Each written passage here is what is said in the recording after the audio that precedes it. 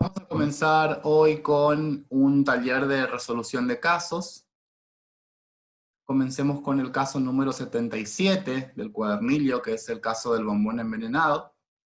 El texto del caso lo estamos proyectando en este momento. Dice: Lauretano es un joven muy ambicioso que ha decidido dar muerte a su tía Polonia, una mujer de edad avanzada, porque sabía que podría llegar a heredarla ya que no tenía hijos. Para ello inyecta un poderoso veneno en un bombón que le dará a Polonia a fin de que ésta muera envenenada. Llegado el momento de la ejecución, la tía acepta el bombón y se lo lleva a la boca, pero con tal ansiedad y apresuramiento que prácticamente lo traga sin masticarlo, como consecuencia de lo cual se atraganta y muere asfixiada. Bien, creo que los hechos del caso son bastante sencillos. Pareciera ser un caso que no ofrece demasiadas dificultades en cuanto a su comprensión, por lo menos en cuanto a las cuestiones fácticas, así que allí no habría demasiado inconveniente. Ahora, por supuesto que este es un caso donde tenemos que trabajar las categorías de análisis de la teoría del delito, siempre en el orden en el que aparecen planteadas por la dogmática penal, que ya sabemos que son la acción, la tipicidad, la antijuridicidad y la culpabilidad. Una vez descartadas todas las posibilidades de existencia de alguna causal de exclusión de la acción, tenemos que avanzar directamente a la tipicidad. Aquí no encontramos fuerza física irresistible alguna, no encontramos actos reflejos, ni encontramos estados de inconsciencia absolutos, con lo cual estamos en condiciones de afirmar la existencia de una acción. ¿Cuál es la acción que vamos a analizar? La acción del sobrino de haberle proporcionado a su tía un bombón envenenado. Esa es concretamente la acción que tenemos que analizar en este caso.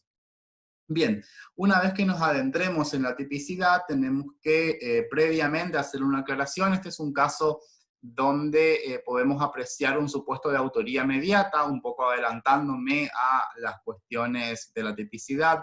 Es claro que aquí se pretende utilizar a la propia víctima como instrumento, porque no es el sobrino quien inyecta directamente sobre el cuerpo de la víctima el veneno, sino que utiliza a la propia víctima como instrumento, porque es ella la que ingiere el bombón envenenado sin saberlo. Entonces es un caso donde el autor se está valiendo de la propia víctima para cometer la acción típica. Bien, ahora, es claro que tenemos que trabajar con los elementos de la figura penal de homicidio en su faz activa. Estamos ante un tipo penal activo y de resultado, entonces tenemos que buscar la estructura del tipo penal activo doloso de resultado, que cuenta con los siguientes elementos: una acción de matar, un resultado a muerte, y esos dos elementos tienen que estar unidos por una relación de causalidad y de imputación objetiva. Bien, aquí tenemos por supuesto una acción, también tenemos un resultado que es la muerte de la mujer, porque muere producto de atragantarse con el bombón envenenado. Luego tenemos que analizar el nexo de causalidad y suprimir mentalmente la conducta del sobrino de proporcionar el bombón envenenado. Si suprimimos mentalmente la acción de hacer entrega del bombón, el resultado muerte desaparece. Esto quiere decir que él es causante, valiéndonos de la técnica de la supresión mental hipotética. El sobrino es causante de la muerte de su tía en términos exclusivamente naturalísticos. Ahora, sabemos que esa relación de causalidad no es suficiente para poder concluir con la tipicidad objetiva de un delito de resultado, porque además ahora tenemos que pasar a trabajar con un nexo más importante aún, que es el nexo de imputación objetiva, que a nosotros nos permite establecer un nexo normativo entre la acción y el resultado, no nada más que un nexo meramente naturalístico. Entonces, vamos a recordar que la imputación objetiva tiene dos niveles de análisis. El primero es la creación de un riesgo jurídicamente desvalorado y con posterioridad su realización en un resultado típico. Ahora bien, el primero de los niveles de análisis respecto de la creación del riesgo jurídicamente desvalorado pareciera que aquí no es problemático, porque darle a una persona engañada un bombón envenenado para que lo consuma, para que lo ingiera, es claramente un riesgo jurídicamente desvalorado. No está abarcado por el riesgo permitido, no habría principio de confianza posible ni prohibición de regreso, y tampoco habría competencia de la víctima porque esta mujer ni siquiera conoce que el bombón se encuentra envenenado. Entonces, el primero de los elementos o el primero de los niveles de análisis de la imputación objetiva está completamente configurado sin mayores problemáticas, sin mayores aditivos. Ahora bien, no es suficiente con que el riesgo haya sido creado como tal, sino que además se necesita, se requiere que ese mismo riesgo y no otro sea el que se realice en el resultado típico. Y ahora tenemos que preguntarnos, ¿es el mismo riesgo el que se materializa en el resultado muerte de la mujer? Esa es concretamente la pregunta. Recordemos que el plan concreto del autor en este caso es causar la muerte de su tía, pero valiéndose de un poderoso veneno que había inyectado previamente en el bombón. Entonces podríamos aquí hablar de una especie de frustración del plan del autor, de alguna manera, porque si bien alcanza el resultado, no se alcanza el resultado conforme al plan concreto del autor, que es siempre lo que tenemos que trabajar a la hora de analizar un delito doloso, cualquiera sea. Ahora, ¿por qué no se realiza el mismo riesgo en el resultado? Tenemos que hacer un análisis concreto del riesgo que ha creado el autor. El riesgo que crea el autor nace a partir de entregar a alguien un bombón que está envenenado. ¿Por qué es un riesgo jurídicamente desvalorado entregar a otra persona un bombón envenenado? Para que no muera envenenada, no para que no muera asfixiada, no para que esa persona muera atragantada. Entonces, no hay realización del riesgo bombón envenenado en el resultado muerte, porque el riesgo bombón envenenado es un riesgo de que una persona muera envenenada, producto del veneno. Aquí esto no ocurre porque la mujer consume el bombón de una forma muy intempestiva, hasta imprudente podríamos decir, de la propia víctima, y se termina atragantando, posteriormente asfixiando. Ahora, aquí encontramos uno de los excluyentes de la realización del riesgo en el resultado, que podríamos encuadrarlo aquí dentro de los riesgos generales de la vida, porque la realidad es que morir atragantado es un riesgo al que estamos todos expuestos. Cualquier persona que coma muy apresuradamente puede llegar a sufrir la asfixia. Entonces, aquí no es el mismo riesgo el que se realizó, porque ni siquiera tuvo oportunidad del veneno de hacer efecto, porque ya termina muriendo asfixiada la víctima. Así que tenemos que descartar completamente la presencia del veneno como una causal que haya sido determinante a la realización del riesgo en el resultado. Entonces estaríamos aquí ante un riesgo general de la vida. Otros autores hablarían quizás de una competencia de la víctima neutralizando el riesgo, neutralizando el resultado, neutralizando la realización del riesgo en el resultado. El riesgo acá no se neutraliza, el riesgo queda completamente firme porque no hay ninguna causal que excluya el riesgo jurídicamente desvalorado. Entonces, recordemos que esos dos niveles de análisis tienen sus propios excluyentes. Puede darse la creación de un riesgo jurídicamente desvalorado sin que medie realización del mismo en el resultado. Bien, entonces, aquí vamos a encontrarnos con una tipicidad objetiva incompleta porque faltaría la realización del riesgo en el resultado, nos va a faltar un elemento. Nos va a faltar un elemento en esta estructura del tipo penal activo doloso del resultado, porque la imputación objetiva no se ha configurado del todo, solamente se ha configurado el riesgo o lo que algunos autores denominarían disvalor de acción. En los delitos de resultado, nosotros tenemos un disvalor de acción y un disvalor de resultado. El disvalor de acción coincide con la creación de un riesgo jurídicamente desvalorado, y el disvalor de resultado, por supuesto, coincide con la realización del riesgo en el resultado. La pregunta es, ¿solo por tener únicamente disvalor de acción tenemos que afirmar que el sobrino no responde penalmente, se va al cielo, no tenemos ninguna consecuencia jurídico-penal para él? ¿Ya bastaría con decir que no se realizó en el resultado el riesgo para afirmar su completa falta o ausencia de responsabilidad penal? Bueno, no necesariamente eso tenga que ser así, porque con la realización, con la creación de un riesgo jurídicamente desvalorado, ya hemos ingresado en una etapa del iter criminis donde ya se hace posible o ya se hace presente la punición. Recordemos que la tentativa consiste casualmente en la realización parcial del tipo penal en forma dolosa. Entonces, cuando solamente existe el disvalor de acción, pero existe dolo, entonces estamos en condiciones de afirmar la presencia de una tentativa. ¿Por qué tentativa a pesar de que el resultado se da igual? Uno podría llegar a pensar, pero ¿Por qué le vamos a imputar una tentativa si la tía está muerta? ¿Por qué la tía dice desde el más allá, pero yo me morí? ¿Por qué lo van a procesar penalmente por el delito de tentativa si él es causante de mi muerte? Bien, bueno, por exclusivas razones de imputación objetiva. Esa es la respuesta por la cual nosotros no podemos imputar ese delito como consumado más allá de la realización de un resultado. Hemos comprobado que se ha realizado un resultado y además este hombre es causante del resultado, pero la relación de causalidad no es suficiente para la responsabilidad penal. Es solamente uno de los tantos elementos que tenemos que verificar a la hora de trabajar el análisis de un caso de la teoría del delito. Entonces, sí, él es causante, pero lo que ocurrió es que su riesgo no es el que se realizó en el resultado. Supongamos un caso distinto. Vamos a pensar ahora que el sobrino le entregó un bombón que no estaba envenenado. Vamos a pensar que ahora el bombón estaba en buenas condiciones, ¿sí? Era comestible.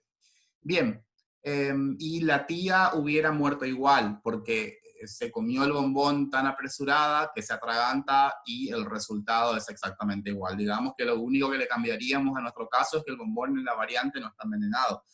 En ese caso nadie va a dudar, en ese caso todos van a decir, ah, bueno, pero no tiene que responder penalmente el sobrino porque el bombón no estaba envenenado. Pero fíjense que el sobrino es tan causante de la muerte en un caso como en otro. El sobrino, sea le entregue un bombón envenenado como un bombón no envenenado, y los hechos ocurren como los describe el caso, el sobrino es causante en ambos supuestos, porque si no le entregaba el bombón, la tía no moría. No importa que el bombón esté o no envenenado, porque la tía murió asfixiada, no murió envenenada. Entonces, en ambos casos, el sobrino sería causante, pero sabemos que la relación de causalidad no es suficiente para afirmar la responsabilidad penal. Tenemos que pasar además por el filtro de la imputación objetiva. Ahora, volviendo a la cuestión del iter criminis, si hiciéramos un análisis pormenorizado de cada una de estas etapas, tendríamos que pensar que la ideación es el proceso de decisión criminal que está en mente del autor, el momento en el cual él decide envenenar a su tía. Esta primera etapa del iter criminis es siempre impune, no puede ser punible por imperio del principio de lesividad del artículo 19 de la Constitución Nacional. Luego avanzamos un poco hacia la preparación. La preparación consistiría en envenenar el bombón, en conseguir el veneno, comprar los bombones también, buscar la oportunidad para entregar el bombón a su tía, también serían actos preparatorios. Recién comienza la ejecución cuando él le entrega el bombón a su tía, haciéndole creer, bueno, que el bombón se encuentra, por supuesto, en buenas condiciones. A partir de ahí ya comenzamos la ejecución, ya tenemos, según el plan concreto del autor, cuál es su última intervención, porque luego solamente falta que sea la tía la que consuma el bombón, ya no hay más nada que hacer a partir de allí. Él cesa en su intervención a partir del momento en que él se entrega el bombón a la víctima, en este caso. Entonces, estamos ante un caso de autoría inmediata donde el comienzo de ejecución se corresponde con el momento en el cual se está instrumentalizando al instrumento, valga la redundancia. ¿Sí? En el momento en el cual estamos haciendo caer en error al instrumento, allí comienza la ejecución en la autoría inmediata, cuando ha, en definitiva, hecho caer en error a su víctima. A partir de allí comenzaríamos ya la ejecución. Aquí no se logra la consumación, a pesar de que existe un resultado, por cuestiones de imputación objetiva, que es lo que veníamos mencionando. Entonces, si bien tenemos un tipo objetivo que se encuentra incompleto, porque faltarían todos los elementos de la imputación objetiva, sí tenemos dolo, porque del caso surge que él se ha representado todos los elementos del tipo objetivo. Él obra sabiendo lo que hace, esa representación además es concreta, porque él no tiene ningún error de tipo, sea vencible o invencible, él conoce, se representa todos esos elementos. Y además podríamos avanzar incluso un poco más sobre este tema, afirmando que hay un elemento subjetivo distinto al dolo, que es la codicia, puesto que él la quiere heredar. Este es un delito de homicidio agravado por el uso de veneno en primera parte, y por otra parte también se agrava por la codicia, se agravaría por el artículo 80, inciso segundo, y por el artículo 80, inciso cuarto, porque en definitiva él pretendía matar para heredar. Así que podríamos avanzar incluso un poco más en el dolo y decir que además del dolo concurre un elemento subjetivo especial, podríamos llamar codicia o ánimo de lucro, como más les parezca. Bien, entonces, teniendo en cuenta estos parámetros, podemos ver cómo este sujeto comete una tentativa de homicidio, no un homicidio consumado, más allá del resultado, por lo que ya acabamos de ver. Una vez que tenemos afirmada la tipicidad objetiva y subjetiva, tenemos que pasar, por supuesto, a la antijuridicidad y la culpabilidad, que en este caso no son problemáticas. En este caso, no se presentan datos que hagan pensar en la posibilidad de una causa de justificación o en una causa de inculpabilidad. Acá no tenemos datos que nos permitan hacer creer que el sujeto era un inimputable, o que estaba en error de prohibición, o que estaba en un estado de necesidad exculpante. Claramente eso no surge expresamente del caso. Él es un autor mediato, además, son cuestiones que pertenecen a la tipicidad. En realidad la autoría es un fenómeno que pertenece más bien a la tipicidad, aunque no alteraría demasiado el análisis si ustedes lo quisieran hacer al final. Es una cuestión quizás ya más bien personal, pero nosotros tenemos como conclusión que este hombre debe ser responsabilizado penalmente por el delito de tentativa de homicidio, doblemente agravada por el uso de veneno y por la codicia. Ahora, ¿qué escala penal determina el Código Penal para estos casos? Bueno, como el homicidio agravado, los homicidios agravados tienen todos pena de prisión perpetua, ya está tabulada cuál es la escala penal en los casos de tentativa, y esa tabulación nos la da el artículo 44 del Código Penal, que dice que cuando el delito tuviere pena de prisión perpetua, la pena de la tentativa va a ser de 10 a 15 años de prisión. Entonces, la escala penal que le correspondería, que es la escala penal con la que ustedes van a tener que trabajar, si se posicionan en el rol de jueces, donde tienen que valorar la presencia de agravantes y atenuantes, uno tiene que trabajar con la escala de 10 a 15 años. 10 a 15 años de prisión. Trabajamos siempre en relación con el artículo 41, que es el que nos da las pautas para la individualización de la pena. Y aquí podemos tomar en cuenta, aunque el caso no abunda en datos, hay un dato muy importante que podemos trabajar, que es el hecho de que este hombre está tratando de envenenar a su tía, no está tratando de envenenar a cualquier persona.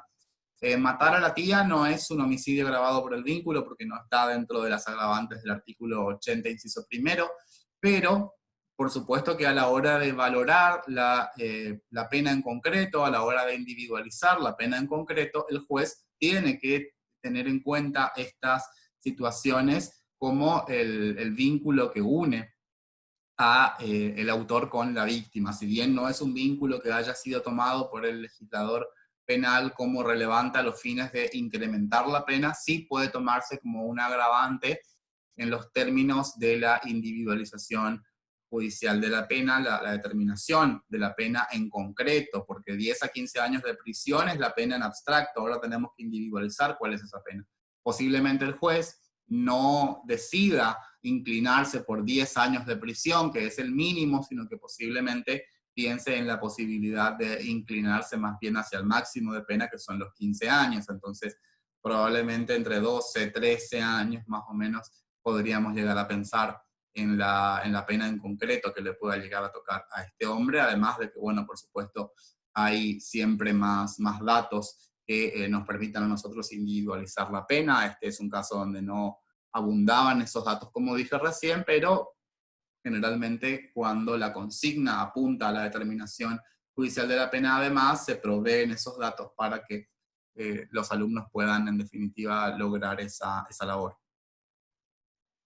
La tentativa, en el caso del bombón envenenado, es una tentativa acabada e idónea. Acabada porque el autor ya hizo todo lo que tenía que hacer, ya desplegó todos los pasos de su plan concreto para alcanzar el resultado. Entonces, la tentativa aquí ya es acabada, y además es una tentativa idónea, porque el medio que él utiliza, que es el veneno, es apto para matar, es idóneo para matar. No surge del caso que la cantidad de veneno no sea idónea, ni ningún otro dato que nos pueda hacer pensar en una tentativa inidónea, pero en definitiva sería una tentativa de las más graves. La tentativa acabada e idónea es la tentativa de las más graves que hay en cuanto a la graduación que podríamos hacer de las tentativas.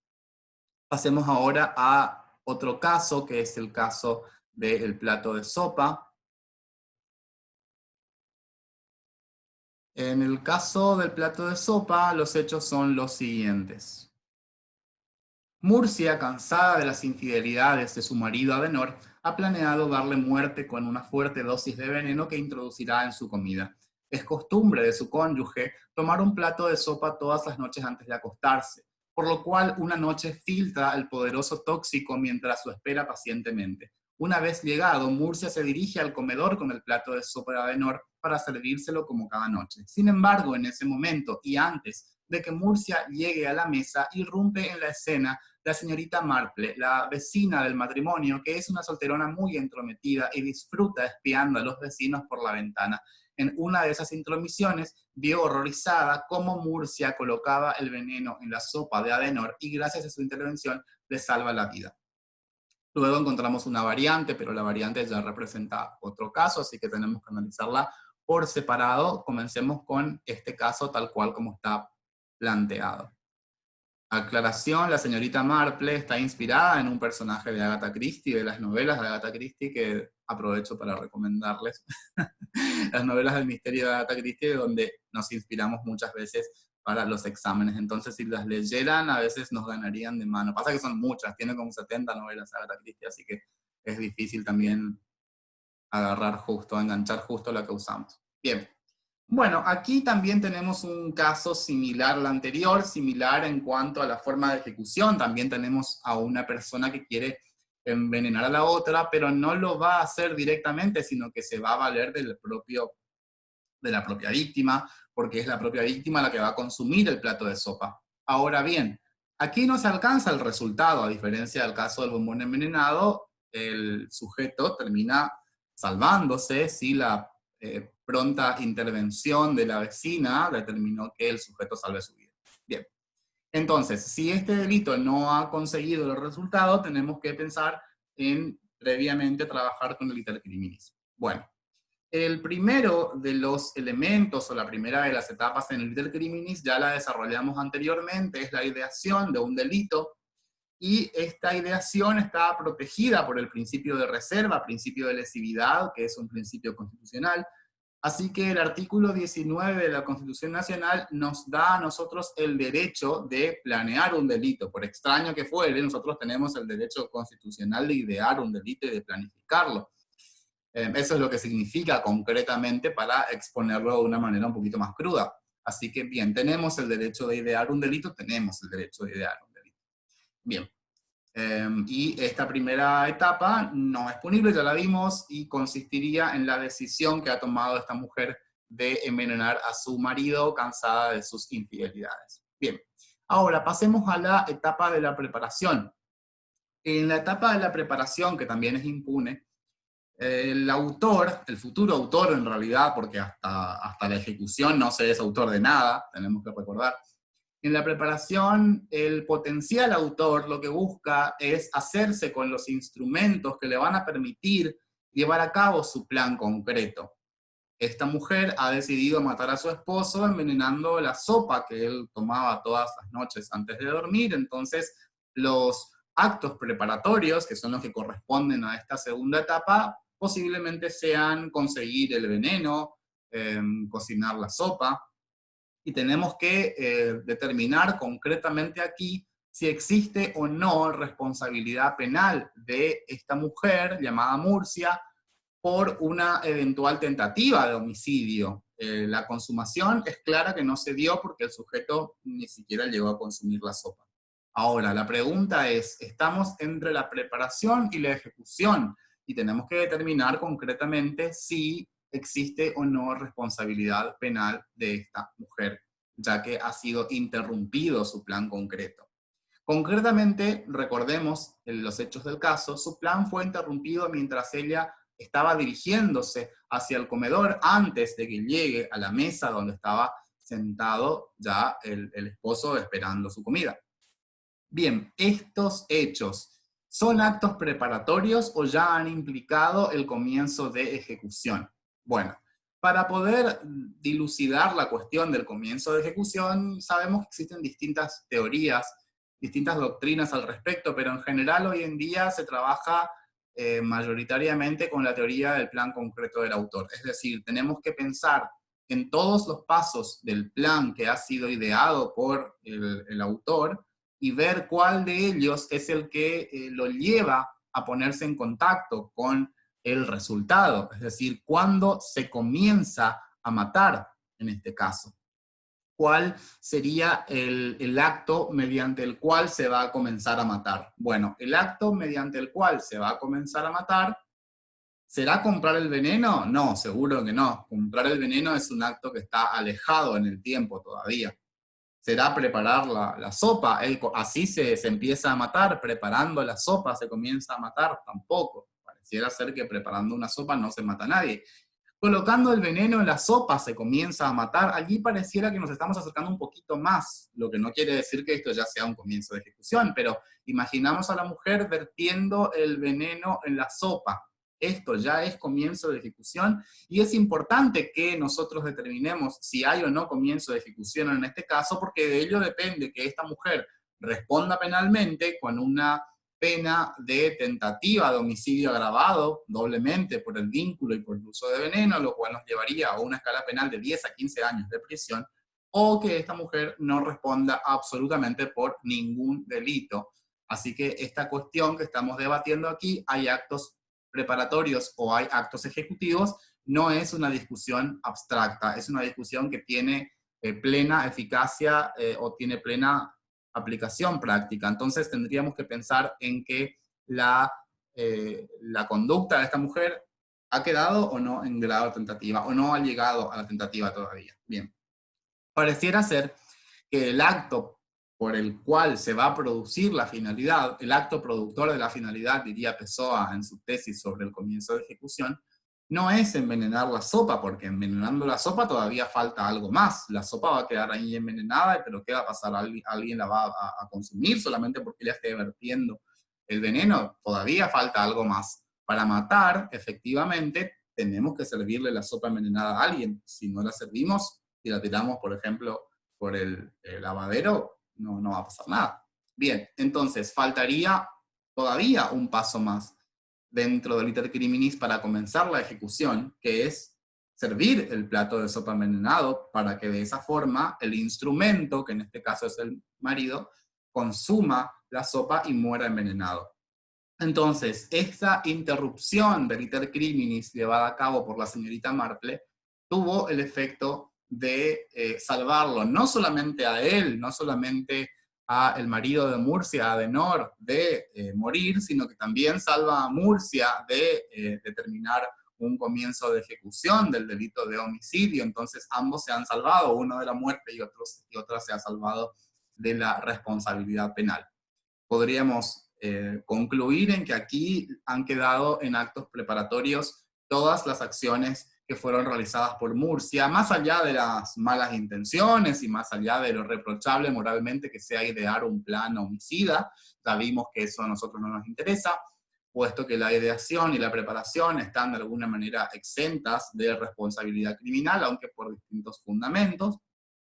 Tenemos que llegar a la conclusión de que Murcia no es punible penalmente. Lo contrario sería admitir que ya comenzar a ir hacia el comedor es comienzo de ejecución, y pareciera ser que todavía falta algo más. Comenzar a ir al comedor no es una forma de comenzar a matar a nadie, pareciera ser que se requiere de algo más, de una actividad posterior.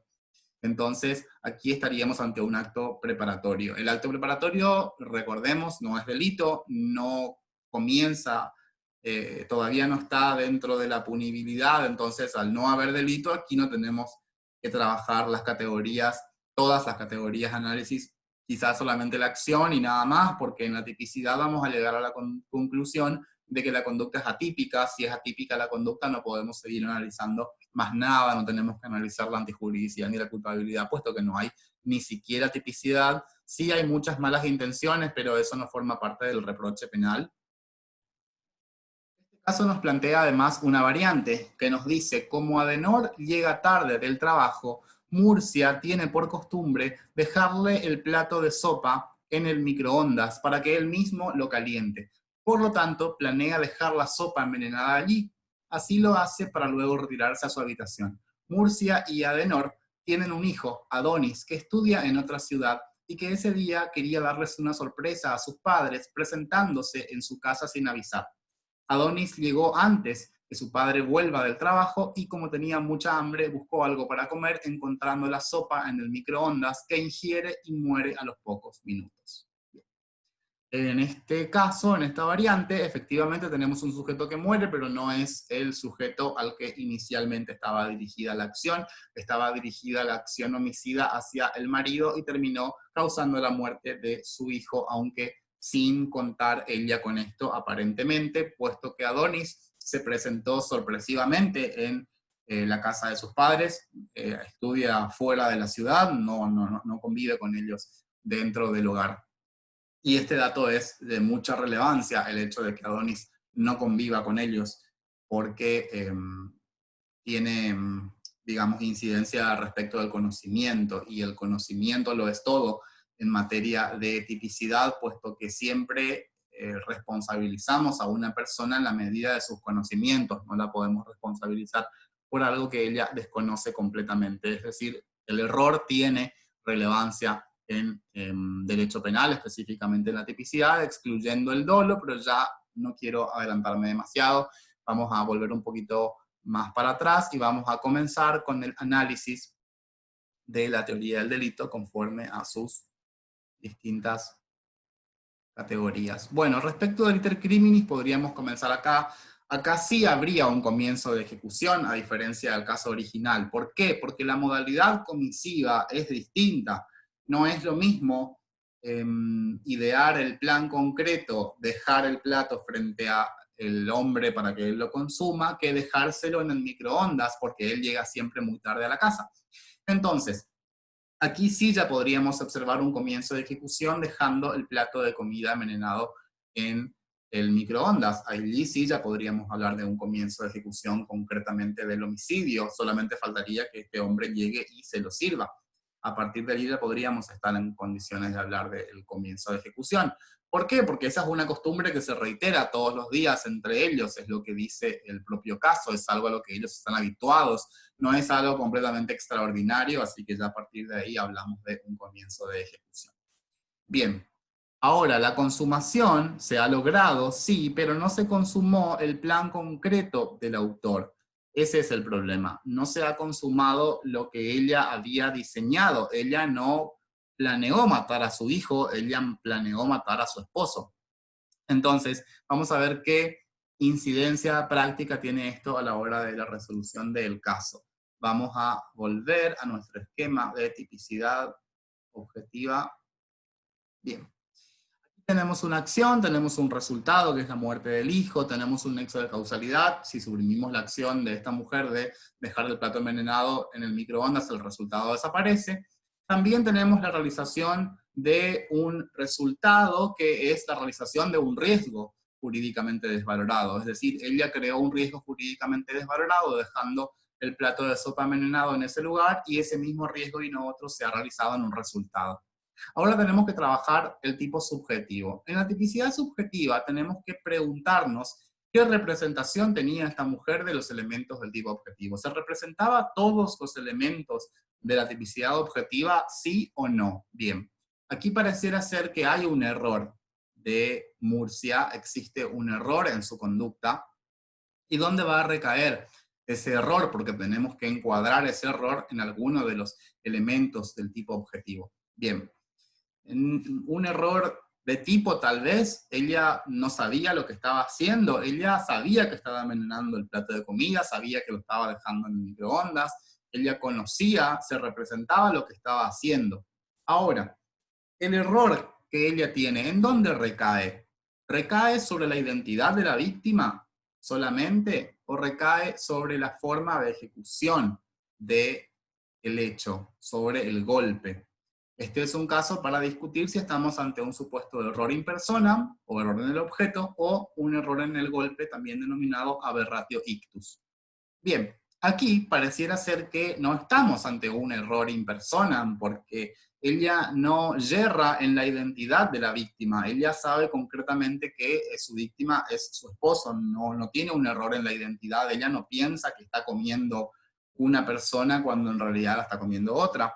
En realidad este es un error en el golpe, porque lo que ella no se representa es la presencia del hijo en el hogar, porque el hijo no vive con ellos, vive en una ciudad apartada, ella no esperaba la visita del hijo, lo dice expresamente el caso, él llegó a la casa de sus padres en forma sorpresiva, y esto tiene incidencia, esto tiene relevancia práctica, como dijimos al comienzo, por lo siguiente. Si el hijo viviera con ellos, vamos a tratar de resolver el caso a contrario sensu. Si el hijo viviera con ellos y ella, por supuesto, sabe que el hijo puede llegar en cualquier momento y también servirse el plato de sopa, cualquier, cualquier persona podría saberlo, puede representarse que alguno de los habitantes de la casa puede llegar y servirse algo que esté en el microondas, que esté en la heladera y demás. Bueno, si él viviera con ellos, entonces ella tendría dolo, por lo menos un dolo eventual, de que sea su propio hijo el que se sirva el plato de comida envenenado y lo consuma.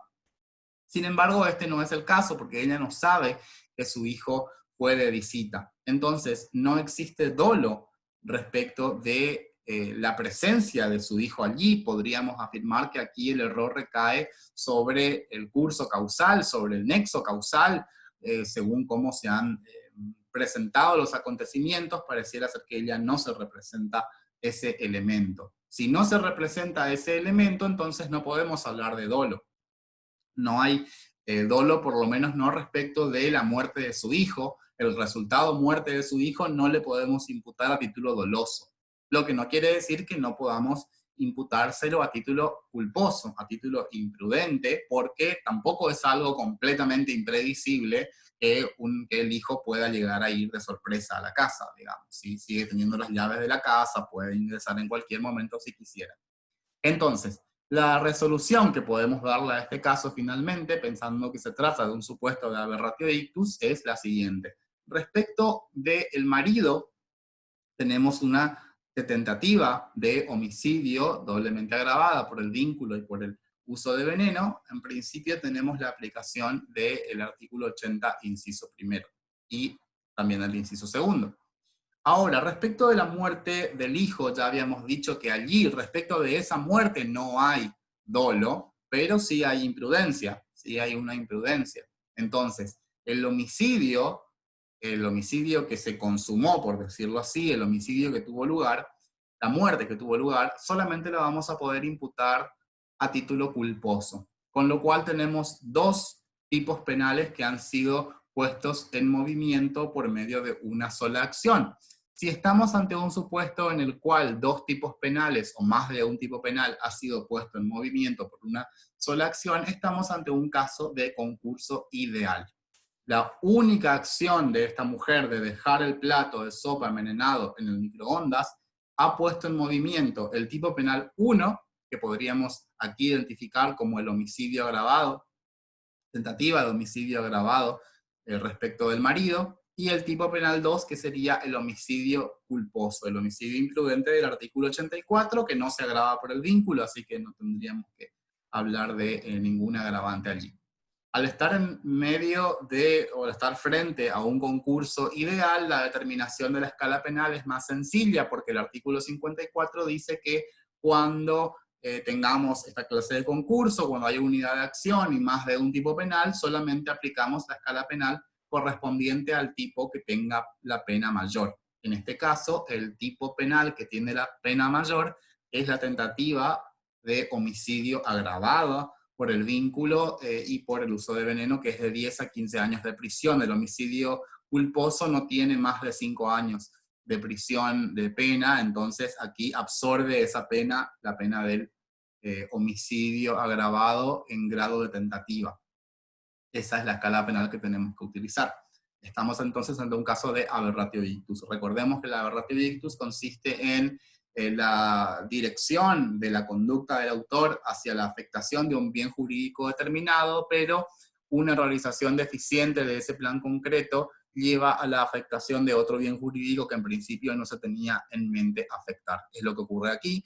El curso causal estaba dirigido más bien hacia la muerte del marido, pero termina interfiriendo el hijo en medio de ese plan y termina muriendo él. Bien, respecto de la antijuridicidad y la culpabilidad, nos remitimos quizás a lo que estudiamos en el caso anterior, puesto que no hay causas de justificación ni de culpabilidad.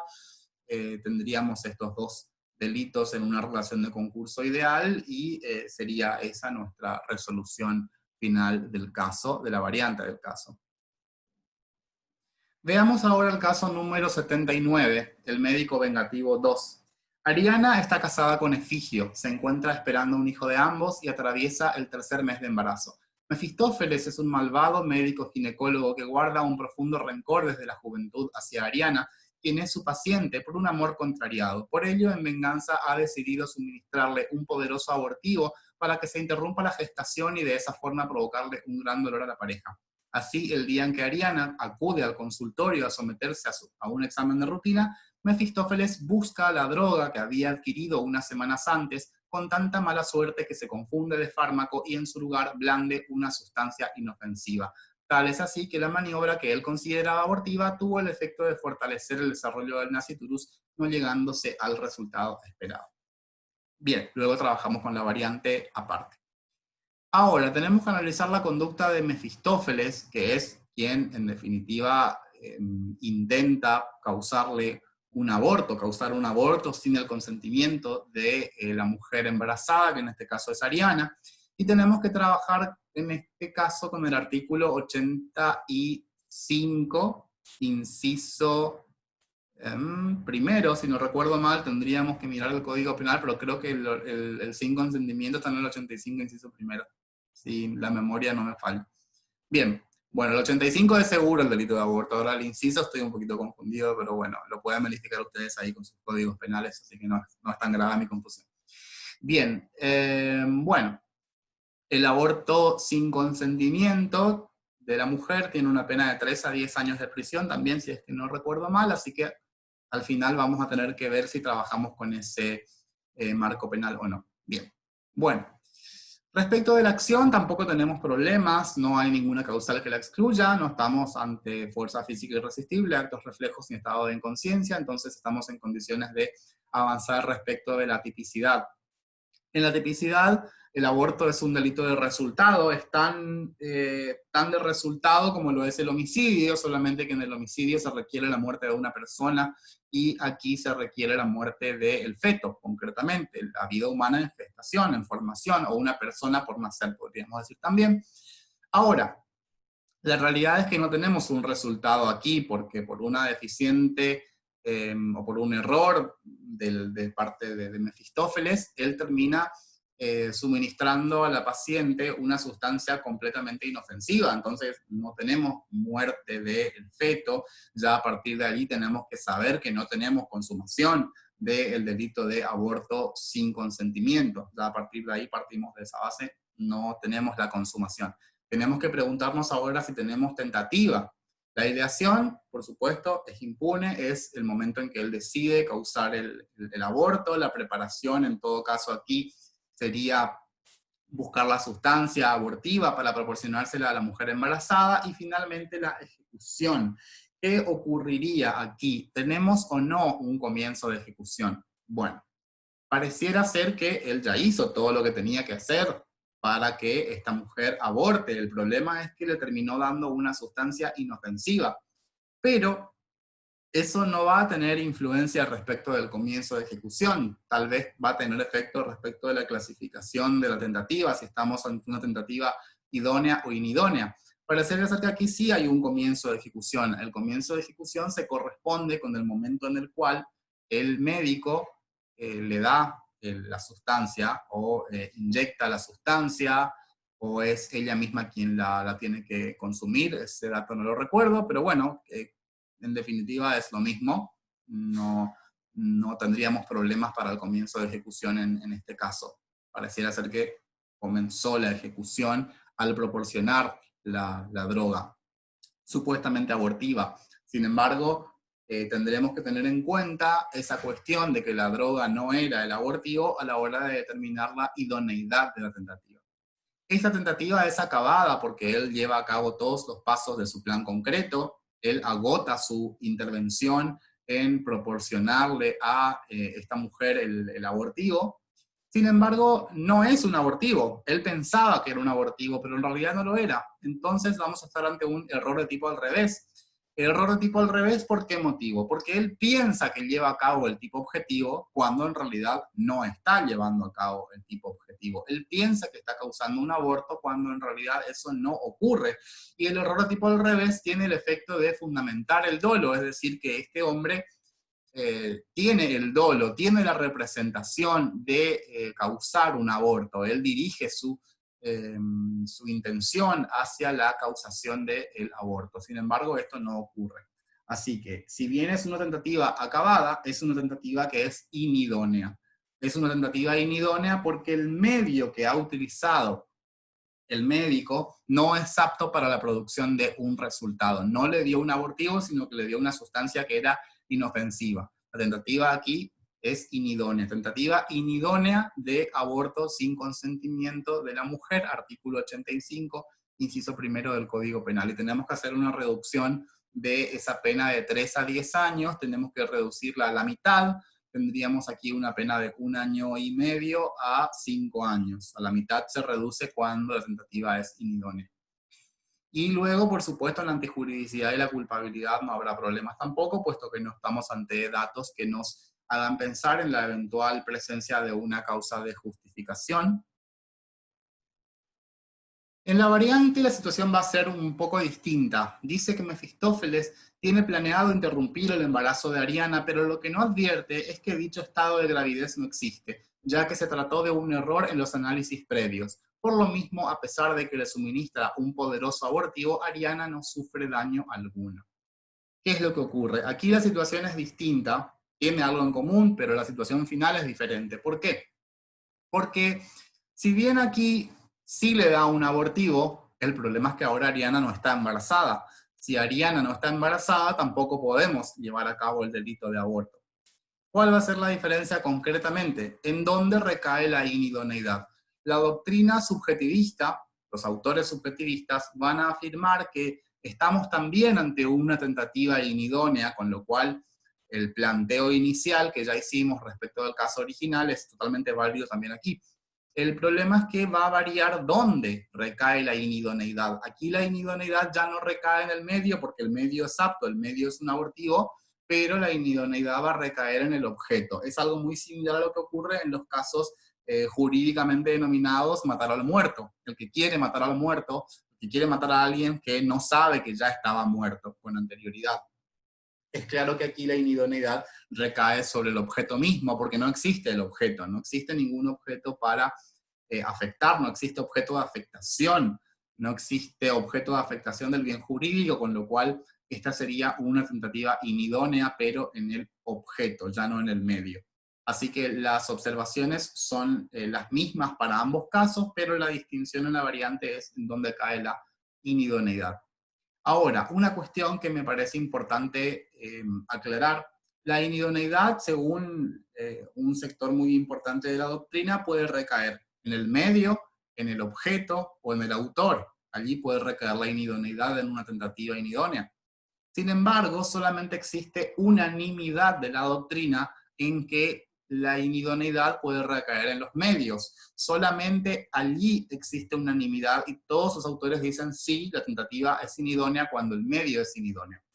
Otros autores, los autores denominados objetivistas, dicen que la tentativa inidónea en el objeto no existe como tal y que allí estaríamos ante una conducta que es atípica.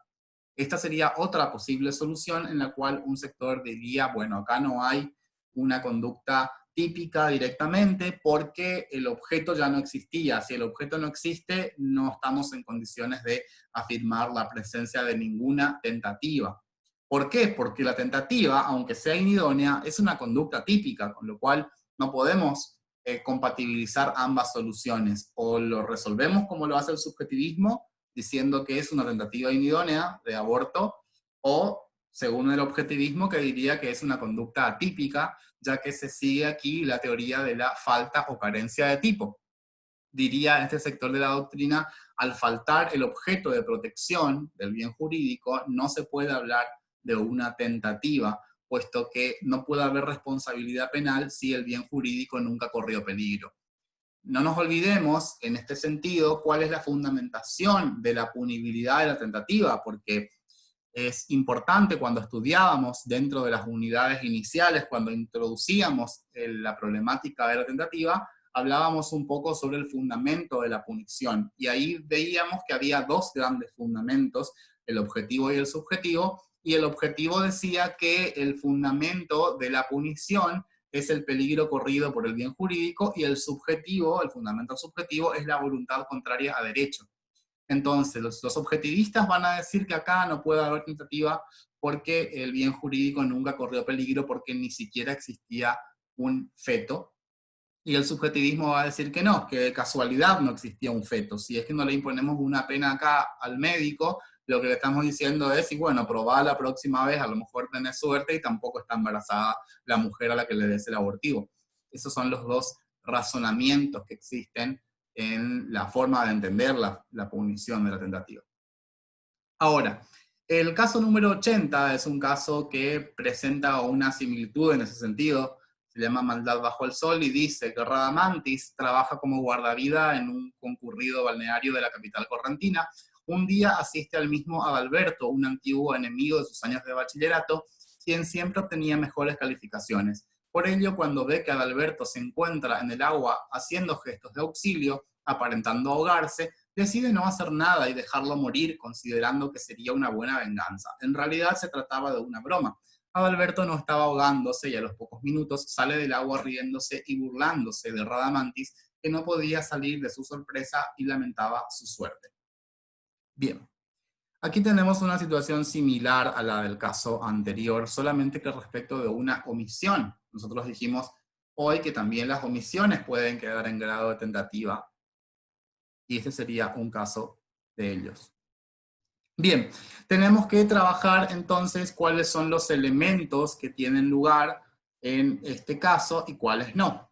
Bien, los elementos de una omisión impropia son los 6 que tenemos reflejados en el cuadro de tipicidad objetiva. En el cuadro de tipicidad objetiva vemos que el primero de ellos es una situación típica generadora del deber de actuar, definida como el peligro para el bien jurídico. La pregunta es, en el caso que estamos analizando, ¿existe una situación típica generadora del deber de actuar? ¿Hay algún bien jurídico en peligro?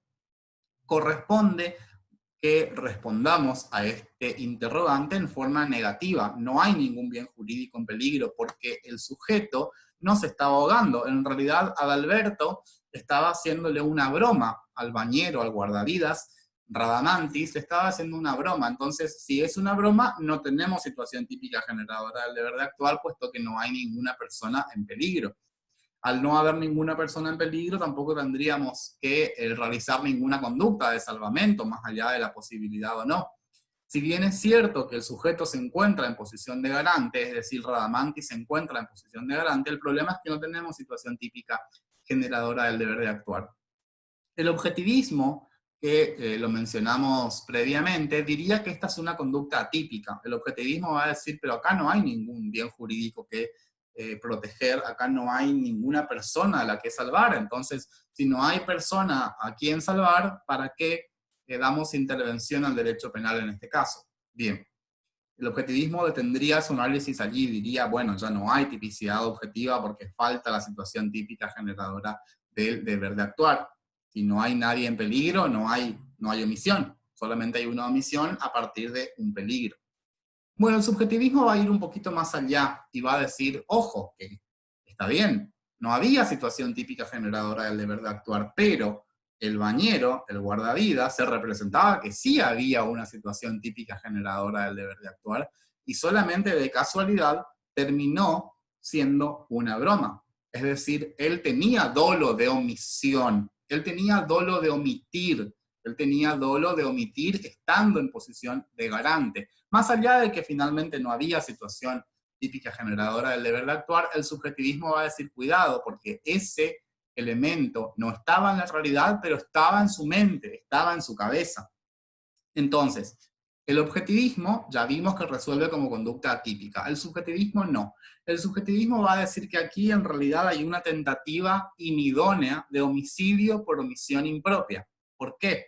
Tentativa porque no se puede consumar este delito, puesto que no tenemos ninguna persona que se esté ahogando, entonces por ese motivo no puede haber consumación.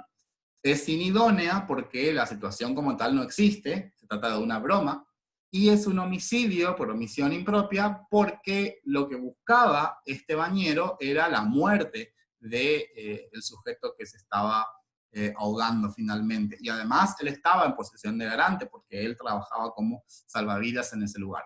Entonces, nuevamente aquí encontramos las dos posibles soluciones. La atipicidad, fundamentada por la teoría objetivista, diciendo que al faltar un elemento del tipo penal no podemos analizar todos los demás, y la teoría subjetivista que diría aquí hay un error de tipo al revés, un error de tipo al revés que dice, objetivamente no están dados todos los elementos, pero subjetivamente sí. Si subjetivamente están dados todos los elementos, esto significa que hay dolo. Eso quiere decir que el sujeto se los representa, entonces mínimamente hay que imponerle una pena por tentativa inidónea de homicidio por omisión impropia. El caso 81 dice, Pantaleón ha adquirido un arma de fuego de largo alcance para matar a Avencio, quien es empleado en un famoso museo. La oficina de Avencio se encuentra protegida por un vitral y una puerta-ventana de vidrio, ambas piezas de gran valor histórico y pecuniario. Un día, Pantaleón se sitúa a varios metros del lugar de trabajo de Avencio y como la puerta-ventana se encontraba cerrada, advierte que necesariamente quedará destruida como consecuencia del impacto. En ese momento efectúa el primer disparo que impacta en el vitral y Avencio, que no sufre herida alguna, intenta huir del lugar. Antes de que lo consiga, Pantaleón dispara nuevamente, esta vez destruyendo la puerta-ventana e impactando en la pierna derecha de Avencio, quien es trasladado inmediatamente al hospital por personal del museo, donde logran salvarlo. Pantaleón es apresado a los pocos minutos y el fiscal lo acusa por abuso de armas en concurso real con lesiones graves, ambos en concurso real con el delito de daño agravado. En este caso tenemos un supuesto de concurrencia de varios resultados. Entonces tenemos una acusación bastante equivocada, puesto que tenemos abuso de armas por una parte, que consiste en disparar un arma de fuego contra otra sin herirla. Tenemos el delito de lesiones graves, posiblemente el fiscal haya acusado por eso, porque el proyectil impactó en la pierna derecha de Avencio, y finalmente le imputa el delito de daños a la propiedad, por la destrucción del vitral, que además dice que tenía un gran valor histórico y pecuniario. Bien, bueno, ahora tenemos que trabajar con la imputación del fiscal concretamente. Aquí pareciera que no hay grandes problemas respecto de la acción, la tipicidad, la antijuridicidad y la culpabilidad. Pareciera que lo que tenemos que encuadrar correctamente es el tipo penal que vamos a aplicar. Creo que ese es el problema más importante de este caso, y después discutiremos demás cuestiones. Así que comencemos por la cuestión concursal. Bien, esto del abuso de armas, en realidad lo podríamos comenzar a descartar. El artículo 104 del código lo tendríamos que descartar de la escena, puesto que aquí Pantaleón lo que hace disparando el arma de fuego es una tentativa de homicidio. Lo dice el propio caso, Pantaleón ha adquirido el arma de fuego para matar a Avencio. Entonces ese disparo que realiza con el arma de fuego debe ser encuadrado en una tentativa de homicidio, no en un abuso de armas. El abuso de armas no sabemos ni qué dolo tiene que tener el autor, así que concretamente acá podemos encuadrar esto como una tentativa de homicidio ya en primer término y descartar el abuso de armas. Luego nos dice que hay un concurso real con lesiones graves. El problema es que tampoco se entiende bien cuál es la acción independiente para que sea un concurso real. Está bien que son dos disparos, pero el hecho de que sean dos disparos no lo vuelve dos acciones independientes. Dos hechos independientes son hechos que no tienen ninguna vinculación subjetiva entre sí. Esos disparos están dados en función de matar a la misma persona, además. No son distintas personas a las que se pretende matar, con lo cual uno podría pensar eventualmente en un concurso real, pero son 2 disparos, pero estaban dirigidas a la misma persona, acciones que estaban dirigidas a causar el mismo resultado, entonces no se trataría de un concurso real, y tampoco serían lesiones graves, porque también estaríamos dentro del ámbito de la tentativa de homicidio. ¿Por qué? Porque para matar a otro primero hay que lesionarlo, esencialmente. Aquí se daría en realidad una relación de concurso aparente, no una relación de concurso real. ¿Por qué un concurso aparente? Porque dentro de la tentativa de homicidio ya está contenido el disvalor de acción de las lesiones. Por ejemplo, si yo apuñalo a una persona 5 veces para matarla, la apuñalo en zonas vitales del cuerpo, pero alguien me detiene, alguien logra aprehenderme y le salvan la vida a este sujeto que estaba siendo apuñalado por mí, es claro que uno diría acá hay una tentativa de homicidio, no van a decir lesiones graves nada más. ¿Por qué? Porque el sujeto estaba apuñalando a alguien 5 veces en zonas vitales del cuerpo, entonces hay una tentativa de homicidio. ¿Qué hacemos con las lesiones que sufrió el sujeto? ¿Las concursamos además con la tentativa de homicidio? En realidad no es necesario. ¿Por qué? Porque las lesiones ya están contenidas dentro de la tentativa de homicidio, el disvalor de las lesiones ya está contenido dentro de la tentativa de homicidio. ¿Por qué? Porque para matar a otro primero tengo que lesionarlo. Para afectar la vida tengo que afectar primero la integridad corporal. Entonces existe aquí una relación de concurso aparente. Recordemos que en el concurso aparente no hay propiamente un concurso, simplemente aparenta ser un concurso, por eso se llama así concurso aparente, porque en realidad nos alcanza con un solo tipo penal para juzgar la conducta. El único tipo penal que nos alcanza para juzgar aquí la conducta es la tentativa de homicidio. Ya con ese tipo penal podemos juzgar todo, y también ahí está incluido el disvalor de las lesiones. Ahora, finalmente se acusa al sujeto por el delito de daños agravados por ser parte de un museo, entiendo, artículo 184, inciso 5 del Código Penal. De todas maneras, no vamos a discutir la agravante aquí porque no estamos discutiendo cuestiones de parte especial, estamos únicamente en la parte general por ahora, así que tenemos que ver cómo concursamos esa tentativa de homicidio con ese daño agravado. Bien, en todo caso, ese daño agravado lo podríamos concursar, pero en forma ideal, no en forma real, puesto que tampoco tenemos varias acciones independientes, sigue siendo un mismo disparo el que causa el resultado de destrucción del vitral y la tentativa de homicidio, con lo cual no sería tampoco un concurso real. Recordemos que la estructura de un concurso real, la distinción con el concurso ideal es la siguiente. En el concurso ideal, una sola acción pone en movimiento por lo menos más de un tipo penal 1, tipo penal 2.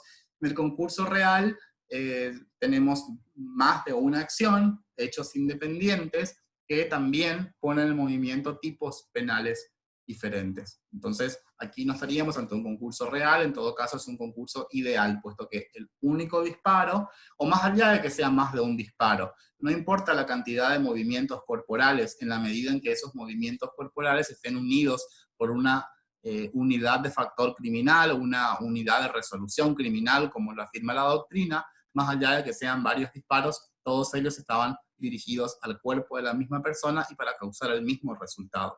Entonces, entendemos que hay unidad de acción más allá de la cantidad de veces que el sujeto haya disparado, con lo cual sería un concurso ideal entre homicidio en grado de tentativa y el daño agravado, si así lo fuere.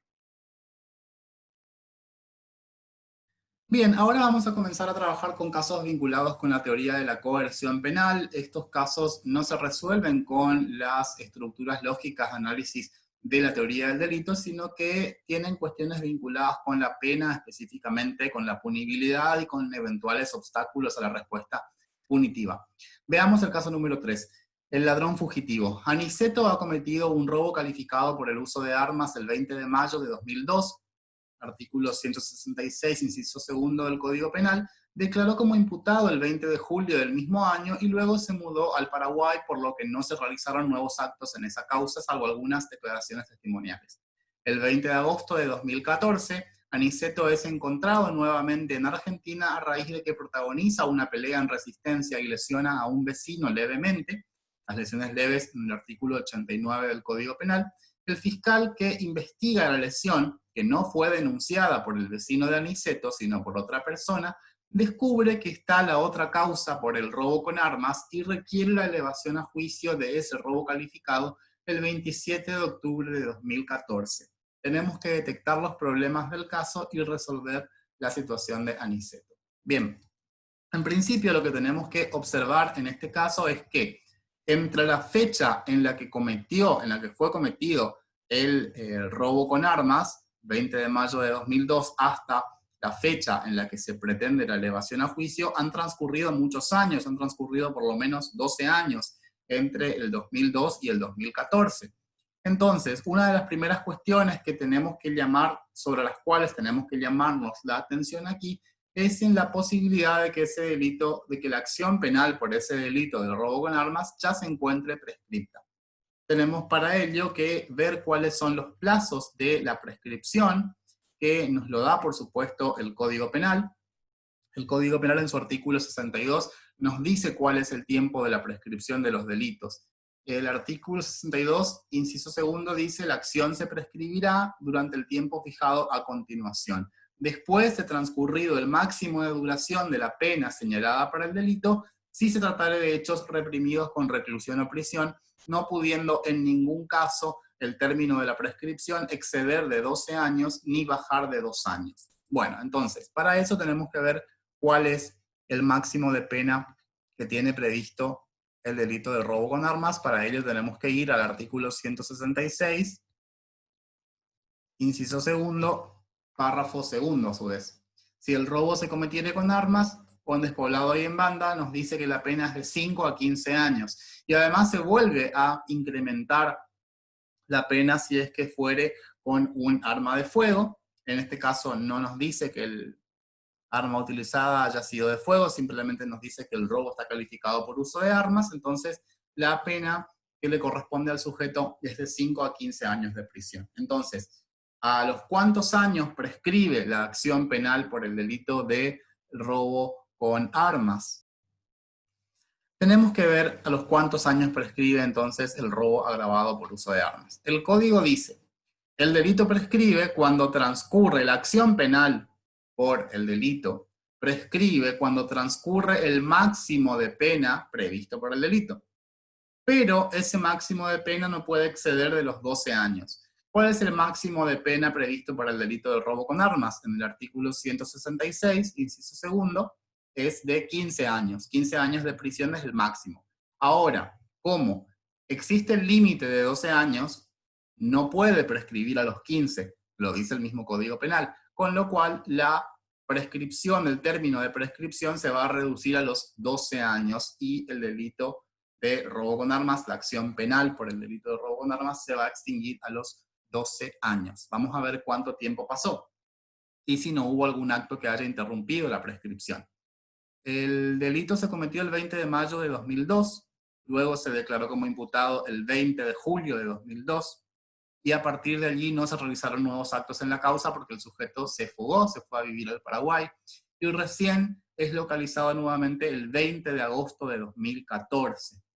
Para el 20 de agosto de 2014 ya han transcurrido más de 12 años, porque han transcurrido 12 años y un mes, con lo cual el delito del robo agravado por el uso de armas ya estaba prescripto. Así que a partir de allí no se puede responsabilizar penalmente a Aniceto por el delito de robo con armas, puesto que el mismo ya prescribió. Ahora tenemos que trabajar con la posibilidad de imputarle el delito de lesiones leves. El problema es que el delito de lesiones leves es un delito de acción pública, pero dependiente de instancia privada, y tiene que ser denunciado por la propia víctima. Y aquí nos dice el texto del caso que la lesión no fue denunciada por el vecino lesionado, sino que fue denunciada por otra persona. Entonces vamos a encontrarnos allí con una nulidad no se puede iniciar ese proceso penal por una denuncia distinta a la de la propia víctima en este caso. Entonces, tenemos la conclusión de que no podemos responsabilizar penalmente a Aniceto por el robo, porque prescribió, y el otro tampoco porque tiene que ser el propio vecino lesionado el que denuncie el hecho concretamente.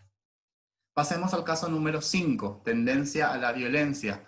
Rosendo ha sido condenado a 2 años de prisión en suspenso por el delito de lesiones graves del artículo 90 del Código, y en la sentencia le fijaron como reglas de conducta la abstención de consumir alcohol, de concurrir a un determinado bar donde el hecho tuvo lugar, a someterse a tratamiento psicoterapéutico y a prestar servicios comunitarios en una escuela de la localidad durante 12 horas mensuales por 2 años. Pasados 4 años y 6 meses del momento en que quedó firme la sentencia y habiendo cumplido las reglas de conducta, este comete un nuevo delito de lesiones graves por el que es juzgado, habiéndose comprobado en el juicio tanto el hecho como su autoría. La pregunta que plantea el caso inicialmente es: ¿podrá Rosendo acceder nuevamente a la condenación condicional? Para ello tenemos que consultar los plazos establecidos por el artículo 26 del Código Penal. Recordemos que la condenación condicional es una modalidad en la cual el sujeto es condenado, pero no va a cumplir efectivamente la pena, sino que se va a dejar en suspenso el cumplimiento de la pena, y eso es lo que ocurrió con Rosendo, que al inicio del caso nos dice la redacción: Rosendo ha sido condenado a 2 años de prisión en suspenso por lesiones graves. Y a los 4 años y 6 meses de esa sentencia comete otras lesiones graves. Y tenemos que preguntarnos, ¿es posible que él vuelva a acceder a la condenación condicional? Para responder a este interrogante vamos a ver el cuadro con los plazos para la segunda condenación condicional. En este supuesto nos dice que el sujeto fue condenado a 2 años de prisión en suspenso y el delito nuevo lo comete al haber transcurrido 4 años y medio. Entonces, vamos a pensar que el delito fue, o que la condena fue pronunciada hoy, primera condena condicional.